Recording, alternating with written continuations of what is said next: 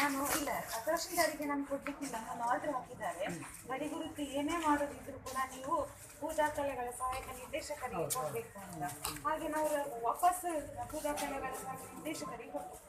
ಈಗ ನಾನೀಗ ಕೊಟ್ಟಿದ್ದೇನೆ, ನಾನೀಗ ಅಲ್ಲಿ ಮಾತಾಡ್ತೇನೆ ಸರ್. ಯಾಕಂದರೆ ಅವ್ರು ಬೇಗ ಬರುವುದಿಲ್ಲ. ಅವ್ರು ಹೇಳಿದ್ರು ನಾವು ಸೀರಿಯಲ್ ಪ್ರಕಾರ ನಮ್ಮ ಅರ್ಜಿ ಹೋಗುದು. ಈಗ ನಾನು ಇದಕ್ಕೋಸ್ಕರ ಸಪ್ರೇಟ್ ಆಗಿ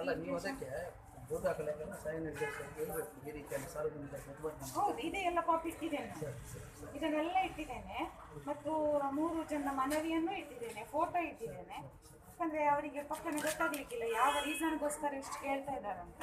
ಹಾಗಾಗಿ ನಾನು ಆ ರೀತಿ ಮಾಡಿ ಈಗ ಅರ್ಜಿ ಹಾಕಿ ಆಯ್ತು. ಇದು ನಿಮಗೆ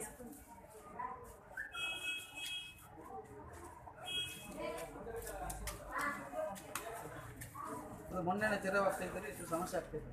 ಅವತ್ತೇ ಹೋಗ್ಬಿಟ್ಟು ಬಂದು ಮಾಡಿದಾಗ ನಾವು PDO ಎಕ್ಸಾಮಲ್ಲಿ ನಾವು ಕಾರ್ಯದರ್ಶಿ ಇದ್ದರು, VA ಪೊಲೀಸಿಂದ ನೀವು ಲೆಟ್ರ್ ಏನು ಮಾಡಿದ್ದೀರಿ, ಪಾರ್ಟಿಗೆ ಲೆಟ್ರ್ ಮಾಡಿದ್ದೀರಿ.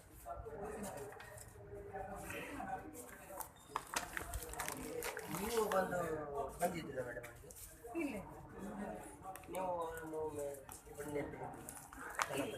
ಇಲ್ಲ ಅವ್ರನ್ನ ಬರಲಿಕ್ಕೆ ಹೇಳಿಲ್ಲ. ಯಾಕಂದರೆ ನಮಗೆ ಇವರು ಇಲ್ಲಿಗೆ ನಮಗೆ ಮನವಿ ಕೊಡ್ತಾರೆ. ಅಲ್ಲ, ಇಲ್ಲಿ ಏನು ಮಾಡಿದ್ದೀರಾ ಅಂತ ಹೇಳಿದರೆ 10 ದಿನದ ಒಳಗೆ ಗಡಿ ಗುರುತು ಮಾಡಿಸಲು ಮನವಿ ಸಲ್ಲಿಸಿರುತ್ತೇವೆ. ಮನವಿ ಆಗೋದಿಲ್ಲ, 10 ದಿವಸದಲ್ಲಿ ಗಡಿ ಗುರುತೇ ಮಾಡಿಕೊಡ್ತೀವಿ.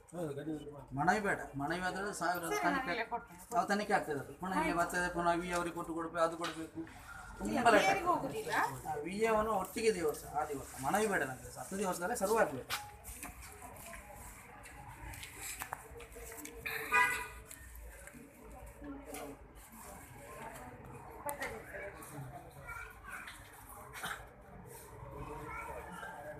पूरा जाग वर्ग जागे स्टे सरकारी जागे पूरा उड़ाई मेत मैटर सीतारामन देवस्थान पाಡು रोड 29 ಸರ್ವೆ ನಂಬರ್ಗೆ ಇಂಜೆಕ್ಷನ್ ಮಾಡಬೇಕು. ಇಡೀ ಸರ್ಕಾರಿ ಜಾಗದಲ್ಲಿ ಬಗುದು ಮೇಲೆ ಮಾಡಿದ್ವಿ ಅವಸ್ಥೆ. ಇಲ್ಲಿ ಬರುವಾಗ ಅದರಲ್ಲಿ ಸ್ಟೇ ಉಂಟು. ಸ್ಟೇ ಯಾವ ಸರ್ವೆ ನಂಬರ್ಗೆ ಸ್ಟೇ ಇರೋದು, ಯಾವುದಕ್ಕೆ ಸ್ಟೇ ಇಲ್ಲ, ಅಧಿಕಾರಿಗಳು ಮಾತಾಡಿದ್ರೆ ಸರಿಯಾಗಿ ಮಾಡಿಕೊಳ್ಳುವಂಥ ಪ್ರಜ್ಞೆನೂ ಇಲ್ಲ. ಅಧಿಕಾರಿಗಳು ಮಾಡೋದೇ ಇಲ್ಲ. ಸರಿ, 10 ದಿವಸದವರೆಗೆ ಸರ್ವೆ ಮಾಡಿ ನೀವು ಕೂಡ ಪ್ರಯತ್ನ ಮಾಡಬೇಕು, ನಾವು ಕೂಡ ಪ್ರಯತ್ನ ಮಾಡ್ತೇವೆ. ಸರಿ.